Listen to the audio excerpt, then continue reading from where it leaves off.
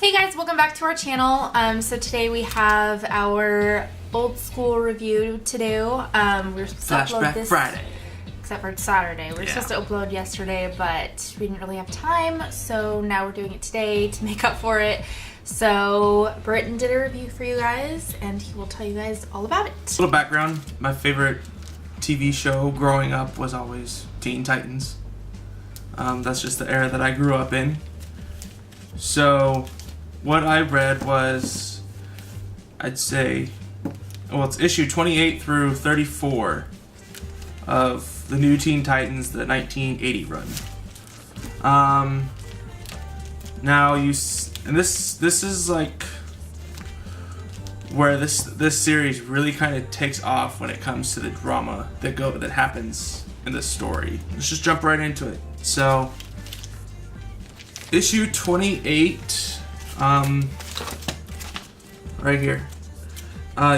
This is like the first appearance of Terra. In the beginning, you see Beast Boy, Changeling. I'm gonna call him Beast Boy because that's what I've always known him as. I'm not gonna call him Changeling. So the very first page, you see Beast Boy chasing Terra down because she stole money from a bank. That's like the very, very first thing. You see Terra knock him out, she gets away. And then Brother Blood's stronghold under attack. Okay. From the Brotherhood of Evil. The Brotherhood takes over, finishes that. You see a romantic evening with Corey and Dick Grace. Coriander? Mm-hmm. I think that's how you say it. Coriander and Dick Grayson. They're getting all their lovey-dovey stuff out, but Dick doesn't really want it. Dick doesn't want to have anything. This one is just like they're trying to figure out what's Terra's deal. What is she? Is she a good guy? Is she a bad guy? Beast Boy really wants to help her out and see what he can do to help her. By the end of it, you see him actually say, I'm going to help you with your problem. Issue 29, you see the very first part of this story, or the arc, is Brother Blood is trying to counsel his people to know that he knows what's going on at his homeland, because he's in Boston, I believe. And then you see the Brain, who he wants Raven for her power, and then we see their plane that the Brotherhood is in crashes down, and they're like, oh crap, we need to figure this out now, and they teleport to an island. When I say there's a lot of drama in this series, in these issues, there's a ton of it that happens. Robin is trying to be better than Batman. That's his ultimate goal. And so he just goes all out in his workouts and stuff, and you see Donna Troy trying to help him out, like try to get through to him to say, you can't do this, not gonna happen. Wally and Raven, Wally loves Raven, and Raven can't deal with emotions at all.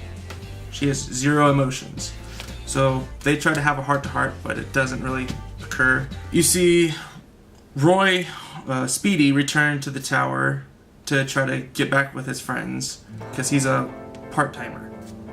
Part-time Teen Titan, I guess. And the first thing that happens is Dick gets mad at Roy for hitting on Corey just because he thinks that there's nothing going on. He doesn't know.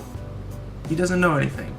And Robin kind of lashes out at Roy for doing that. Everybody basically leaves the Titan Tower, and goes off to do their own thing because they've already made plans. They want to go out and have some fun, except for Raven, Wally, Roy, and Fran, who shows up, who has metal abilities. She controls metal. And the Brotherhood show up, and then a big fight ensues between the 4-on-4 fight. Phobia, one of the Brotherhood members, gets into Raven's mind and finds out Raven's worst fears. One of them she unlocks, and Raven actually sees Trigon as Wally, and because of that, she tries to kill Kid Flash. Raven almost actually kills him, thinking that he is Trigon, and then afterwards, Raven flees and they all try to have a big old discussion. And now we're on to issue 30. Where you see Terra actually joins the Teen Titans, quote unquote. Wally, Fran, and Roy discuss what happened with Raven because Wally's freaking out because he says that she enjoyed almost killing him and all this other stuff. He could feel it. And they're like, no, she ran off in fear because of what she did. And then the Brotherhood awakens and the four of them take down the remaining three pretty quickly and get away to try to go find Raven. And then you see Beast Boy and Terra go to Terra's old place where she was kidnapped and brought to pick up her new costume and stuff, just to get her things, really. And then you go, this is like one of those comics that goes everywhere. There's a different story for everybody. You gotta follow it, and it's just craziness. I mean, it's a good story, but holy crap! And then it switches to Dick and Corey meeting a Miss Snow about the brother blood. And then what happens is that there's an assassination attempt on Miss Snow because she's giving information to the Teen Titans, but it's going to be false information because Brother Blood she's in league with Brother Blood and is going to just try to get rid of the Teen Titans. And then it switches back over to Raven, and the Brotherhood shows up. She's in a cathedral, and then they find her there. She's trying to make peace with herself and what happens, and then they try to just capture her. Titans, of course, they know what's going on, so they go to the rescue, or they try to. Kid Flash gets teleported elsewhere during this fight, where we don't know yet. And then Fran actually captures Phobia, wraps her up in pipes, and tries to get answers from him to say, hey, where the heck did you teleport them to? And then Phobia actually gets into the minds of everybody around her, actually makes the crowd attack the Titans. And then at the very end, Donna Troy's boyfriend actually asks her to marry him on New Year's Day, at midnight. Brotherhood escapes, obviously. They go to try to capture Raven. Or they already have Raven. They're trying to get her to tell her what's going on. Then issue 31 rolls around, and the crowd remembers, oh crap, we're attacking the Teen Titans, why are we doing this? Wally and Roy get into it about Raven, because Wally doesn't want Raven around anymore whatsoever. Roy's basically telling Wally, stop being a jerk, okay? Because she doesn't mean what she does. She was raised by Trigon, the devil himself. And she's just trying to hold it all in. After all this happens, Donna gets back in with the Titans. She wasn't even in the fight at all. Donna gets back to the Titans, and everybody's asking her, hey, where were you? You heard the alarm, right? And she tells them that, oh, yeah, I got asked to be engaged. I got engaged. So I was kind of freaking out. Everybody's like, well, especially Starfire, she's like, oh my gosh, let me know everything. I want to know how it happened. And everybody's just like, okay, well, that's cool and all, but Raven's still missing. After all that happens, the Titans set out after Raven. It switches over to Raven and her point of view now, being captured and all, and Phobia, and she gets interrogated many different ways. Phobia's was the only way that could really work, per se. She dug down deep into her fears to find her other fears. And then, well, she kind of knocked herself out because of how bad the fear was. The brain actually gets into her mind again and is like, hey, you know what's going on. I need you to take us there. And then it goes back over to the other Titans. Titans land in Zandia, Brother Blood's homeland, only to be denied access. They're like, no, everybody here is a villain. You need to leave. And Corey's like, no, we're staying here because our friend is stuck here. Brother Blood actually gives him access to the island. Weird. And then the Titans, they actually find the Brotherhood, And then another big fight ensues. Trigon then he senses that Raven's getting more and more emotional, and so he tries to take her over, but Wonder Girl, Donna Troy, jumps in and is like, hey Raven, you're in there, right? Wake up. I need you to wake up now. Because Trigon's starting to come out. And in the events that follow, Raven actually tries to kill herself just so Trigon doesn't emerge. And she's just out. Because she has so much energy in her. That is issue number 31. The next couple of issues was more of like filler issues for Robin and Kid Flash, because they're actually thinking about quitting the team. These two issues, nothing really big, huge happened except for Robin and Kid Flash is like, okay, what are we gonna do next? Because we can't do all this stuff at once. Robin, he has so much on his plate, it's stupid. Between being with Batman, with the Teen Titans, trying to go to college, and all this other stuff. And it's the same with Kid Flash, except he's not with Batman. He's with the Titans and he's going to school at the same time.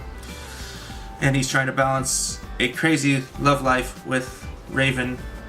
Yeah. How that'll work, we have no clue. So, nothing really crazy, insane happens in those two issues, so there's that. And then issue number 34 comes around. It's just gonna be another filler issue, except for Deathstroke is in it now.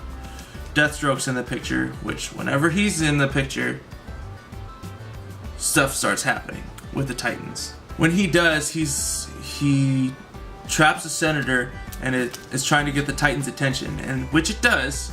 What ends up happening is Terra tries to go take him down on her own because she really wants to know the information of everybody, but they're not revealing anything to her. She thinks she can go take the Deathstroke down by herself, in which she kind of does, but in a way she kind of doesn't. Because this is where the big plot twist happens. You find out at the very end that Terra is actually working for Deathstroke, trying to get the information to him. And so the Teen Titans are now thinking that by the very end that, okay, she's sacrificing herself, her life, and everything that she's done is for the team. Because she knocked out Beast Boy to go take down Deathstroke, one of the biggest villains for them, by herself.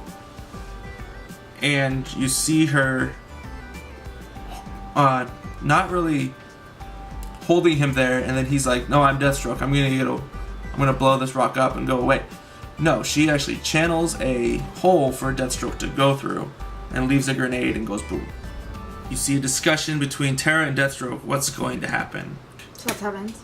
Yeah, you see Terra and Deathstroke trying to get back together and figuring out, okay, what do we need to do next to get all the information. And now Terra's thinking that she's got the team wrapped around her finger and all, and we'll find out later. If you like the new Teen Titans, especially, like the Teen Titans series and everything else that's happened with them is a good series all the way throughout.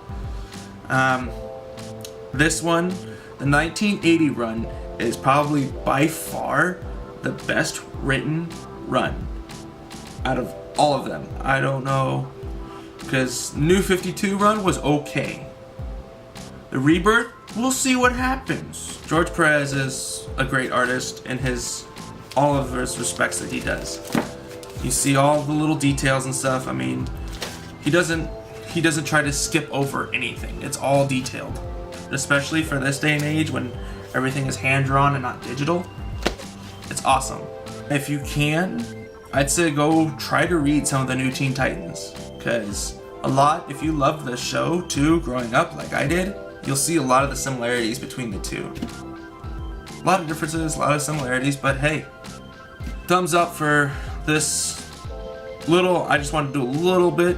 So let us know if you guys have read this series or this story arc, I guess, and what you guys thought of it. And let us know if you guys are going to pick it up. And if you do, then read it and let us know your thoughts in the comments. Yeah. Yeah.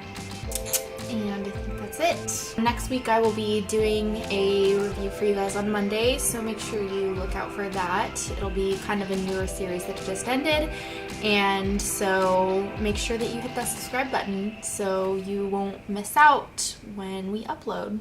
Yes. And hit the bell. That way you're notified when we do upload. Thank you guys so much for watching, and we will see you all on Monday. Bye. Bye-bye.